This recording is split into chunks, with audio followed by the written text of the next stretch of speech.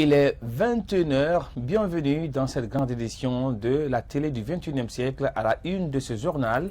Mis sous pression par le président de la République, le ministre de l'Éducation a sorti ce jeudi 1er juillet le calendrier des examens nationaux, un chronogramme qui suscite de la polémique dans le secteur éducatif guinéen.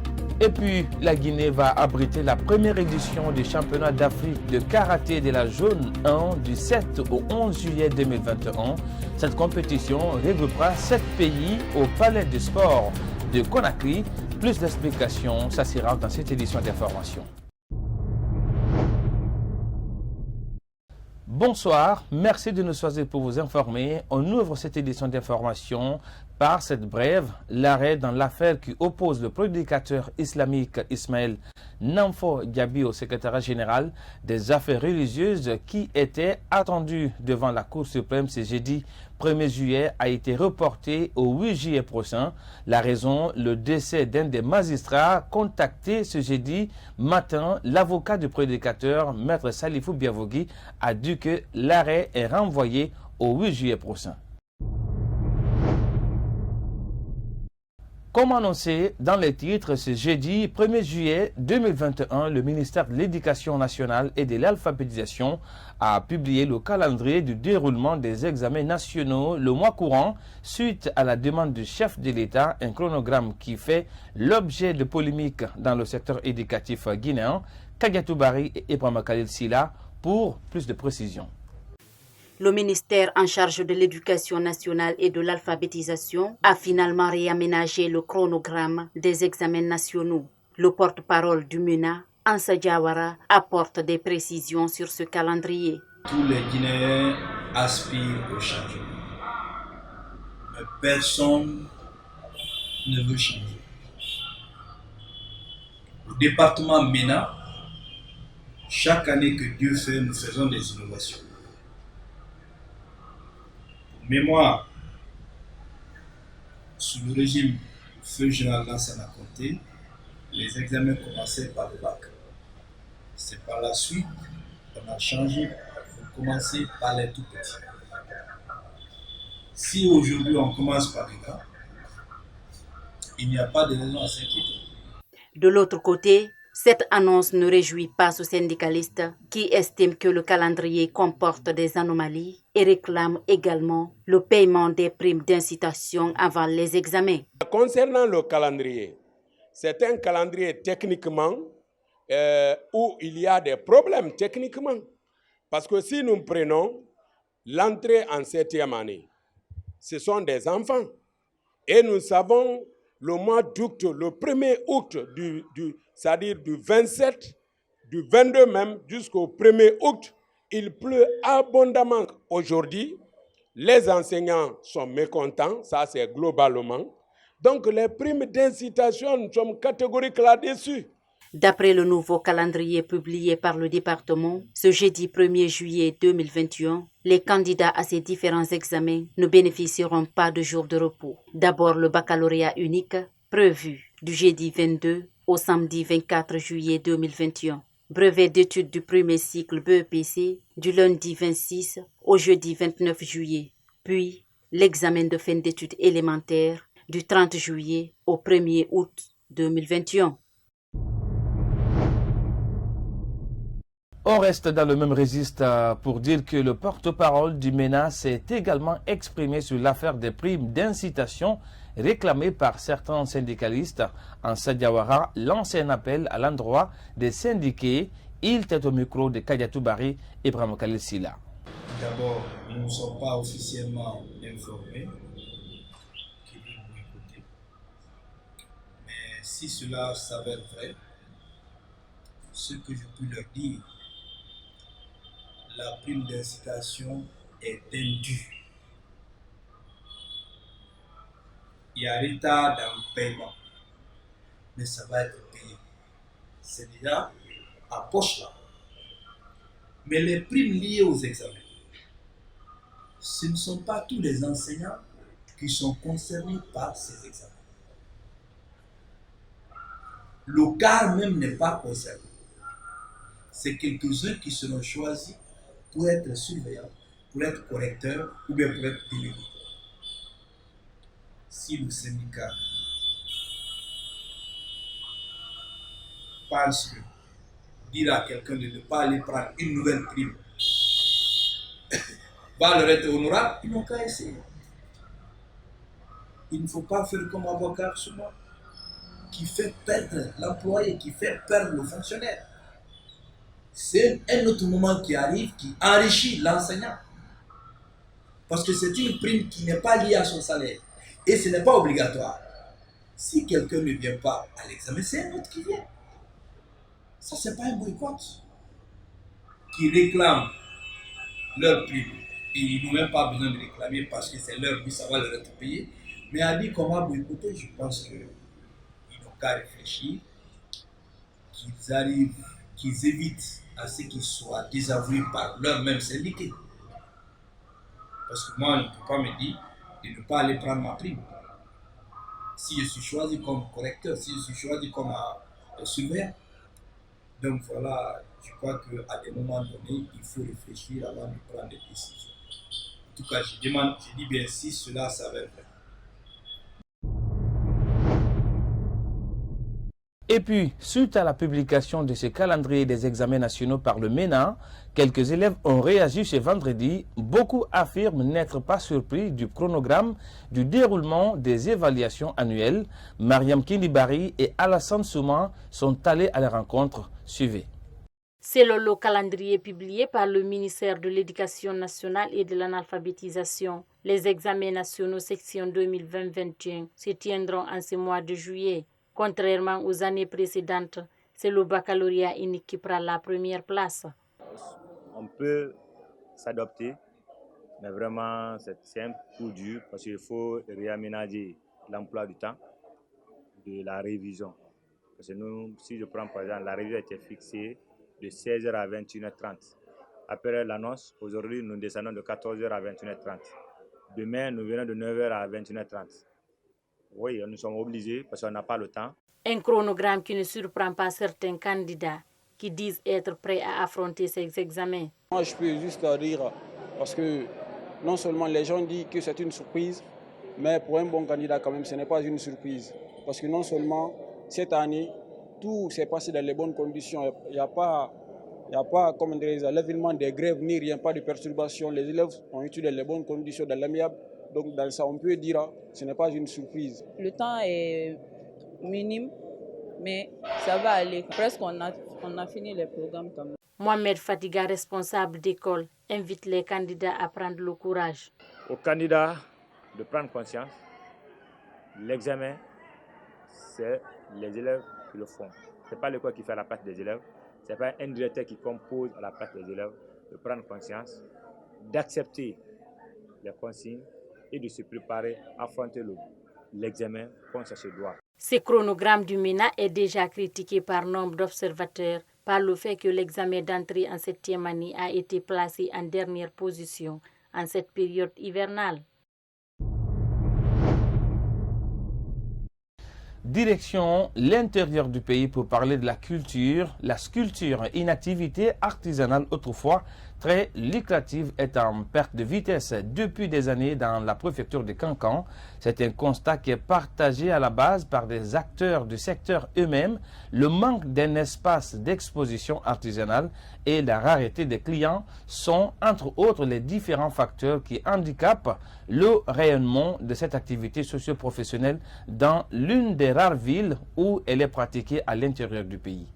Muni de son outil de taillage, Ibrahima Khalil Sidimé, âgé d'une quarantaine d'années, dont 30 en tant que sculpteur au sein du premier atelier artisanal de Kankan, construit en 1927 et situé au quartier Kabada 1. Plus grand chose ne reste ici. Avec le temps, les apprentis ont tous créé le vide pour d'autres activités plus lucratives. Avant, c'était mieux qu'aujourd'hui. Les gens se déplaçaient pour venir acheter nos œuvres d'art. Nous ici, on se déplaçait pour aller à Conakry. On travaille aussi sur la commande. Mais actuellement, on est là-dedans juste pour ne pas que le métier disparaisse. Sinon, beaucoup nous ont quittés pour d'autres activités. On n'a plus d'apprentis ici. L'atelier est vide.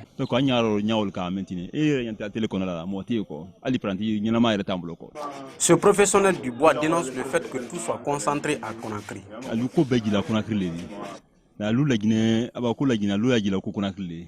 Les gens pensent que quand on parle de la Guinée, c'est seulement Conakry. Je vous donne un exemple. Bientôt, il y aura une exposition à Dubaï et la Guinée se fera représenter. Mais si tu ne vas pas à Conakry, tu ne seras pas sur la liste. Tout ça est un handicap pour nous. La Guinée ne se limite pas à Conakry. Ils n'ont aucune considération pour les gens de l'intérieur du pays. Dans la préfecture de Kankan, les ateliers de sculpture disparaissent un à un.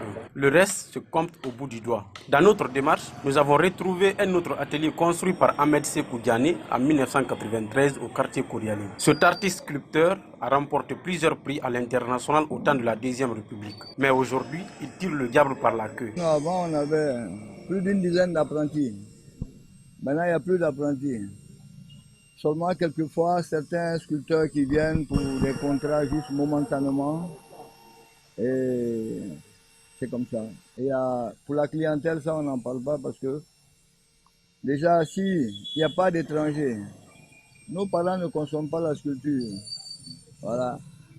Ce n'est pas des amateurs de sculpture. Ils aiment bien, ils apprécient. Mais ce qu'ils disent en définitive, ah, ça, les Blancs aiment bien ça, les Blancs aiment.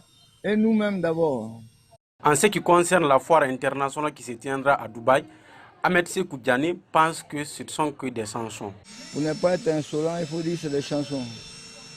Parce qu'on entend toujours parler de foire et après tout va dans l'air. Parce qu'en fin de compte, les visas, les invitations qui viennent, c'est pour les commerçants. Nous, sculpteurs, on n'a jamais eu de chant. On entend toujours parler, mais en définitive, peut-être qu'on sert de cobaye, je ne sais pas, mais on ne voit rien quoi. On en parle toujours, mais... Après plus de 30 années passées dans ce métier et autant d'investissements économiques, Ahmed Sékou Diané ne compte pas baisser le bras. Je suis engagé complètement. Je ne peux pas faire marche arrière avec tout ce qu'il y a là déjà. J'ai tout engagé dedans. Tous mes économies, ma banque est là, tout est là. Tout est investi dans la sculpture. Il y a au moins 3 à 4 magasins pleins d'œuvres d'art, tout fini, qui sont là stockés. Là, dans ce bâtiment, même dans ma chambre, si tu veux, dans mes toilettes, il y a des sculptures. Désespérés, les sculpteurs de Kankan n'attendent rien du ministère de la Culture. Ahmed Sékou Diané se pose la question si ce ministère existe même en Guinée. Les observateurs appellent le gouvernement à se tourner vers ce secteur autrefois plus lucratif. À Kankan, si rien n'est fait, le peu d'ateliers de sculpture risque de disparaître.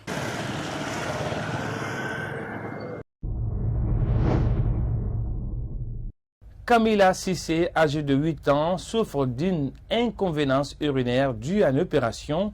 À sa naissance à l'hôpital Donka, issue d'une famille à faible revenu, sa tutrice, depuis Kamsar, sollicite de l'aide à l'État et aux personnes de bonne volonté. Explication, Yaye Omobari. Âgée seulement de 8 ans, Camila Cissé souffre d'incontinence urinaire depuis sa naissance suite à une intervention chirurgicale qu'elle a subie à sa naissance. Mariam Silla, sa tutrice, revient sur les débuts de sa maladie. Le jour où cette fille est née, elle a subi une opération le même jour. Après cette opération, ses pieds sont devenus enflés. Elle est devenue infirme. Elle n'a que 8 ans. Elle n'arrive pas à contenir les selles ni l'urine. Au-delà de cette incontinence, Camila Cissé est infirme. Assise par terre, ses membres inférieurs ne tiennent plus. Elle souhaite aller à l'école comme ses amis, mais sa maladie freine ses ambitions, car elle ne peut contenir l'urine et les selles. Sa tutrice affirme avoir mené beaucoup de démarches, mais en vain. Elle sollicite l'aide de l'État et des bonnes volontés. Je l'ai amenée à l'hôpital de Kamsar, mais les médecins disent qu'il y a une complication. Elle n'arrive pas à contenir les selles et l'urine. Ils demandent une évacuation. Je n'ai pas les moyens. Je sollicite l'aide des bonnes volontés pour m'aider à soigner ma fille. Elle n'arrive pas à aller à l'école ni contenir ses selles. Si rien n'est fait, la situation de la petite Camila Silla pourrait s'empirer. Déjà, à l'âge de 8 ans, elle porte encore des couches pour supporter les selles et l'urine. Vivre avec ces handicaps compromet son avenir dans la société. Et puis, sur le continent, en Ouganda, face à la progression de la pandémie de Covid-19 dans le pays, les déplacements à l'intérieur du pays sont suspendus pendant au moins 6 semaines. Une mesure mise en place le 18 juin autorise toutefois les commerçants à poursuivre leur activité à la seule condition pour ces derniers d'accepter ne pas rentrer chez eux, une mesure qui continue notamment de créer des problèmes. On suit ça. Le gouvernement a mis des moustiquaires, de l'eau potable et du savon à la disposition des commerçants. Je dors sur une natte et des morceaux de boîte avec mon filet, a déclaré ces vendeurs sur le marché de Nakazero. La vie a changé parce que nous ne sommes pas à la maison. Tout est juste difficile. Se laver, comme vous le savez, c'est assez difficile. Laver nos affaires, la façon dont nous dormons, les choses ne sont pas si faciles, a ajouté cette autre commerçante. Entre le froid et l'inconfort des nuits dans ces quartiers exigus de la capitale, certains commerçants ont suspendu leur activité. Le nombre de vendeurs a diminué. Les clients dont les déplacements sont limités par ces restrictions sont également diminués. En temps normal, nous sommes plus de 2500 vendeurs sur ce marché. Mais pour l'instant, avec la fermeture, nous sommes environ 600 vendeurs qui passent la nuit ici. Dans ce pays de 45 millions d'habitants, depuis le 18 juin, tous les transports publics et privés sont gelés et un couvre-feu strict est imposé du crépuscule à l'aube par le président ougandais Yoweri Museveni. Et pour terminer dans cette édition d'information, on parle des sports. La Guinée va abriter la première édition du championnat d'Afrique de karaté de la zone 1 du 7 au 11 juillet 2021. Cette compétition regroupera 7 pays au Palais des Sports de Conakry. Au cours d'un entretien ce vendredi, le président de cette discipline sportive a annoncé le chronogramme de cette compétition. Ibrahim Diallo pour plus d'explications. À quelques jours du coup d'envoi de la première édition du championnat d'Afrique de karaté qui se tiendra du 7 au 11 juillet prochain au Palais du Sport de Conakry, le président de cette discipline sportive décline le chronogramme de la compétition. C'est important que la fédération, de par ma voix, essaye de vous donner le chronogramme de cet événement grandiose dans le monde international. Il s'agit de ce grand événement qui regroupera évidemment, qui est composé de 8 pays de la sous-région. 7 pays prendront part à cette messe sous-régionale. La Guinée sera-t-elle à la hauteur de cette organisation par manque d'infrastructures? Maître Sekondé répond. Oui, nous n'avons que les salles d'entraînement et de stage. Puisque si vous regardez un peu, c'est des salles à dimension internationale de point de vue formation. Mais il n'y a pas de place faite pour les spectateurs. Donc on est obligé de passer ça du côté du Palais des Sports. Mais comme je vous le dis déjà, il y aura la formation des arbitres qui se fera dans cette salle. Il y aura la formation des coachs. Il y aura la formation des DTN, plusieurs formations, parce qu'à travers ce championnat, nous aurons la présence d'experts continentaux et mondiaux qui sont là pour la mise à niveau de nos techniciens. Donc les salles là sont faites pour ça et éventuellement nous avons suffisamment de place pour permettre à certaines équipes, parce que quand l'équipe du Sénégal est là aujourd'hui, ils doivent s'entraîner chaque jour, telle heure, tel jour, donc nous avons suffisamment de place pour les permettre de travailler. À rappeler que les 3 meilleures nations seront qualifiées à la prochaine phase finale de la CAN Karaté. C'est cet élément sport qui met fin à cette édition d'information. Merci à toutes et à tous de l'avoir suivi. Surtout, restez en compagnie des programmes de Star Inter TV. Au revoir.